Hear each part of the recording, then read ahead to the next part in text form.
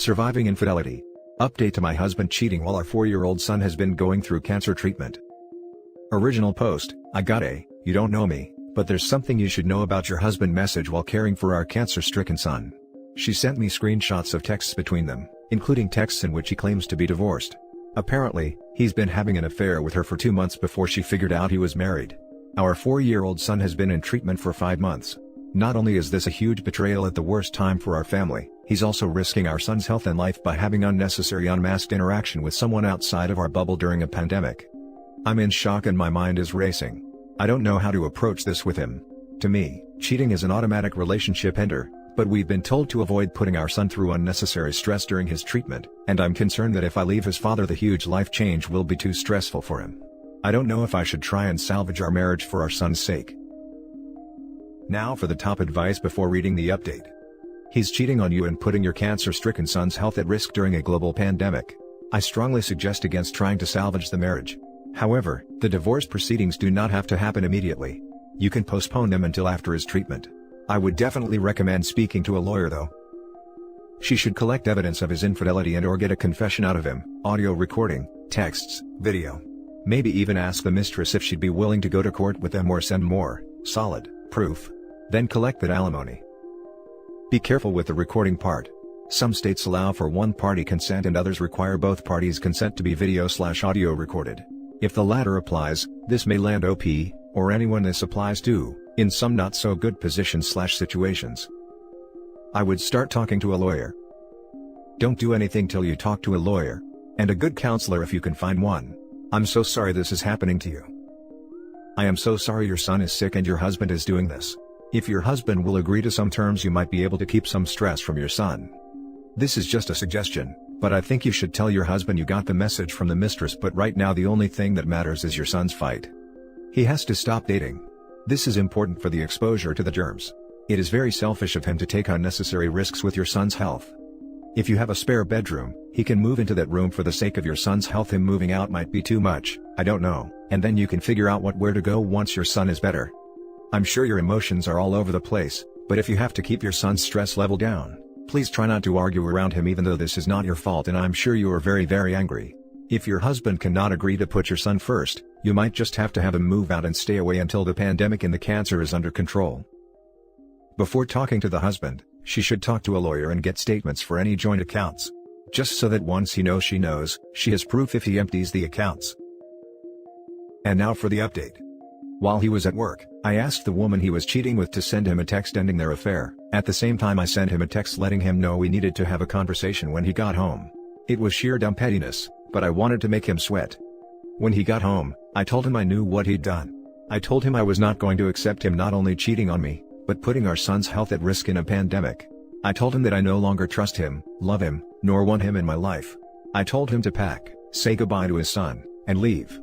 He basically turned into a different person on the spot. It was like his mask dropped and he became this vindictive jerk I'd never seen before. He said he only did it because I wasn't attentive enough, meaning I wasn't sexually available as often as he wanted while my son is in a terrifying and painful fight for his life.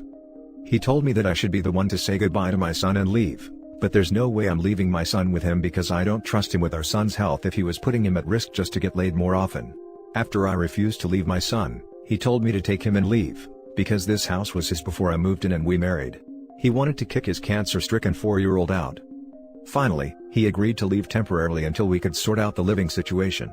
We told our son he'd been near someone who had COVID, so he was going away for a while to keep him safe. I just hope all the changes that are about to happen in my son's life won't cause him too much stress. Your husband is a goddamn narcissist. Good riddance.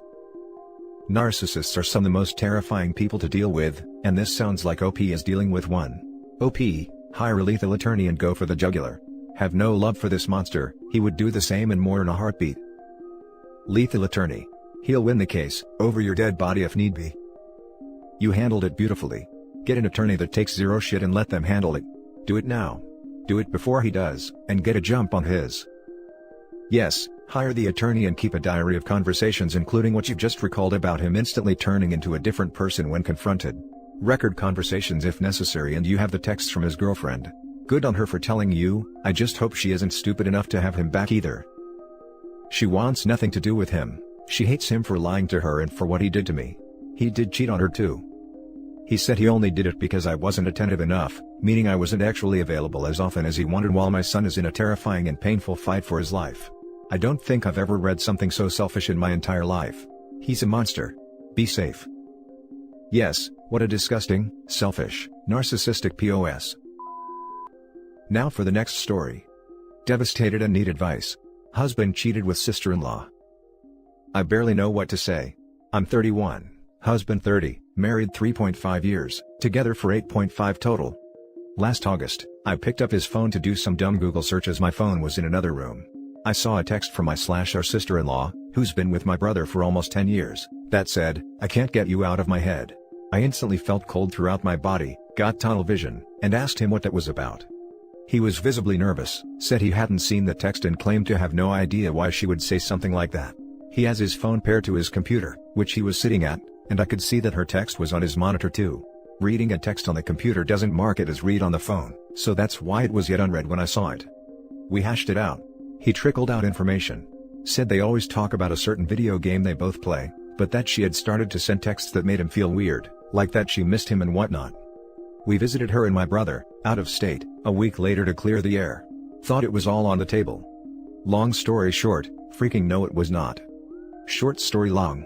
Last weekend, I learned that over the course of the past 14 months, they have touched each other's hands and legs under blankets and restaurant tables, while the four of us have hung out, have held hands, sent nudes to each other, had phone X, and that she has groped him, sent him audio of herself self-pleasuring, etc.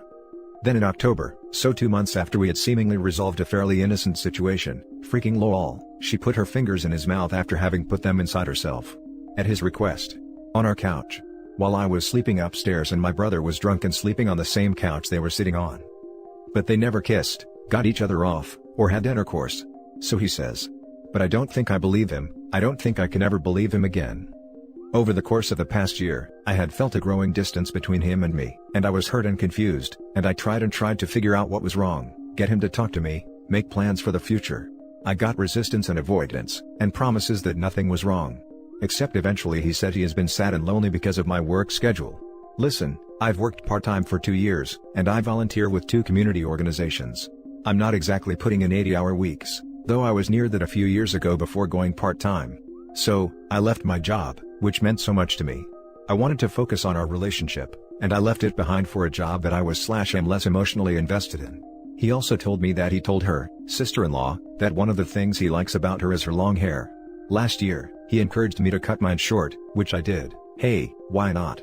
It's just hair, right? And when I've said I want to grow it back out, he tells me no, you look so cute with shorter hair. Screw that. I'm blindsided. My husband has always been gentle, kind, and easygoing. He's not an authoritarian. Everyone loves him, and I have loved him so much. We have had one of those fairy tale loves that our friends envy. This hurts so freaking bad I can't see straight. And the fact that this is something he and our sister-in-law have done to my brother too? Kills me. This is so messed up and so cruel I can't believe it's really happening. Any advice will be welcome. I'm lost right now. Now for the top advice. He would be out the door already. Yeah, I don't think this is reconcilable. The other betrayed spouse is your own brother, for God's sake. I'm not sure if he'd be able to maintain a relationship with you if you stay with your husband. Add it to the fact that they played footsie in front of you both. Both of them have no respect for you or your brother. They had no second thoughts in tearing a family apart. Raise it all to the ground. Neither does your husband deserve you, nor does your sister-in-law your brother. Individual counseling for the both of you, betrayal trauma specialist if possible, prescription for any insomnia/anxiety/nausea, an STD test, and a lawyer consult, to find out what the divorce process will look like, ASAP. Cheats get off on duping you in front of them. It's the same type of jollies they get by mentally abusing you by bringing the affair partner around the spouse where they have a secret the spouse does not know. There is no saving this situation. They have had intercourse for sure, but that point doesn't even matter. The things they did are beyond sick. I hope to God there's no kids in either situation. What a double whammy to happen to a brother/sister. That's pure evil. No kids. The fact that you cut your hair to please him, and quit your job to work on your relationship, while he was fingering your brother's wife on your couch, in your home, while you and your brother were there. That's other level of vileness and cruelty. I don't think there's coming back from this, so you do you. Make things that make you happy. Get into therapy. Hire a good divorce lawyer. Get your career back on track. Be there for your brother. Forget that horrible man and woman, they don't deserve a thought from you. And just do things that bring you happiness. No, there's no coming back from that. If you're capable of that, you're capable of anything. I just want to say a heartfelt thanks to all of you who have commented. It's a little too painful to respond to each individually right now, but please know how much I appreciate the variety of perspectives being offered. To address a couple points, I left town yesterday to stay with my best friend for a week, so my husband is home alone for now. And no, there are no kids in either relationship, so thankfully that is one factor we don't have to consider. Now for the last story. My husband snuck a woman into our basement during a pandemic, while my kids and I were asleep upstairs. I haven't posted my story here yet, but I guess it's time. Apologies for the long rant. I need to put this somewhere, I guess.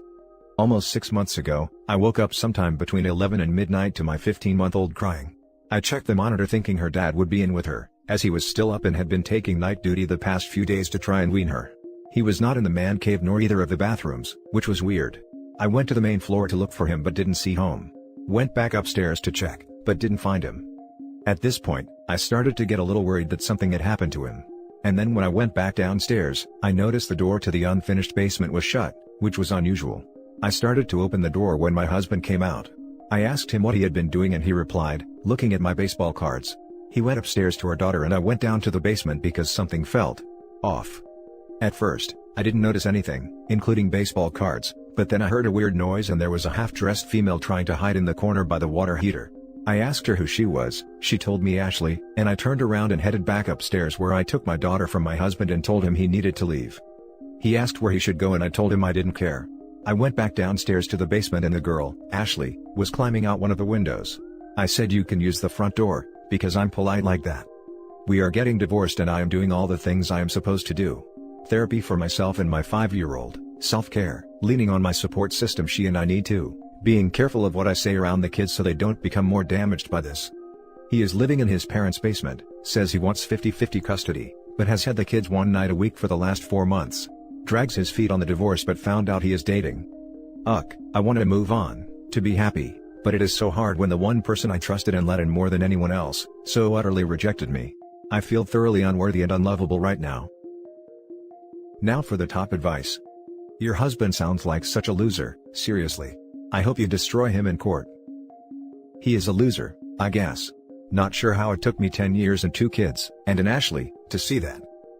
Bringing another woman into your home and during a pandemic? Clearly he's not worried about the safety of your 15-month-old, let alone yourself. Give him the Dad of the Year award. You're divorcing him, you're rejecting him. Him being a cheater doesn't make you unworthy or unlovable. Don't look at this through rose-colored glasses, see this for what it is. Don't tell yourself you were rejected by someone amazing. He is a pathetic and cowardly cheater who snuck a woman into your basement while you and your baby were asleep. Man, that is just gross. Call him Casanova of the Year too. Brings the Ashley into a half-finished basement, says hide behind the hot water heater when he hears his wife, can't come up with anything more nuanced than looking at my baseball cards, and after being told to get out, asks his wife, where should I go? Sweetie, you weren't rejected. This was a gift. It hurts right now, but you will get so much better. Your post made me laugh, so thank you for that. That description is spot on. That woman must have known what was going on. How could she have intercourse with him while his wife and kids were sleeping upstairs? That's just really, really low. These are people with no morals. I accidentally discovered a subreddit where these people gathered. I can't mention the subreddit because last time I did, I got a week ban. But the way these people think is really disgusting and sickening. They are the scum of the world and they actually enjoy doing this crap to their partner. And that's it for this video guys. If you have thoughts to share, leave a comment below. Don't forget to hit like and subscribe if you like this content. I'll catch you in the next one. Good day everyone.